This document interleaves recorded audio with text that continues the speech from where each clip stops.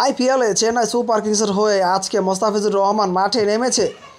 বারবার মোস্তাফিজুর রহমানকে কিন্তু একাদশে সুযোগ দিচ্ছে চেন্নাই সুপার কিংস। আস্থা যে রাখতেই হবে মোস্তাফিজুর রহমানকে। 211 রানে টার্গেট দিয়েছে চেন্নাই সুপার কিংস। প্রথম ওভারে সাফল্য এনে দিয়েছে বাংলাদেশের কাটার মাস্টার। প্রথম বলে 4 খেলেও এর পরের দুটো বল খুবই চমৎকার করেছে। তার পরবর্তী বলে আউট করেছেন কেএল রাহুলকে।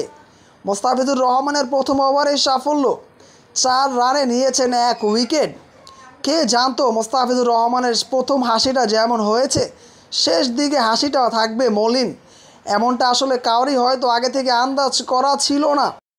পুরো ম্যাচে দেখার পরে একটা বারের জন্য মনে হয়নি চেন্নাই সুপার কিংস ম্যাচটা হেরে যাবে।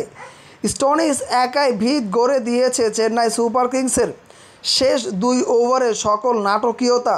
লাস্ট 2 ওভারে রান দরকার 32, তখনও কিন্তু উইকেট বাকি রয়েছে অনেক। 6 উইকেট হাতে রেখেছে লখনৌ সুপার জায়েন্ট। কে জানতো এমনটা শেষ দিকে ঘটবে।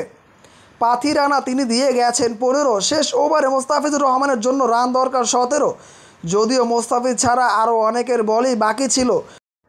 অধিনায়ক এবং ধোনি মোস্তাফিজুর উপরে আস্থাটা রেখেছে।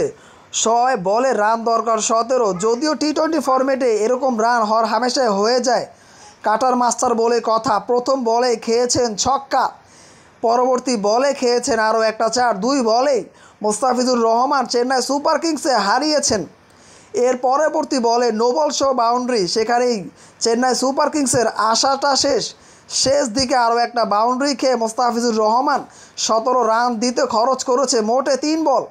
3 বল হাতে রেখেই লখনৌ সুপার জায়ান্টের 6 উইকেটের বিশাল জয়। এ জয়ে চেন্নাই সুপার কিংস পয়েন্টস টেবিলের 5-এ নেমে এসেছে।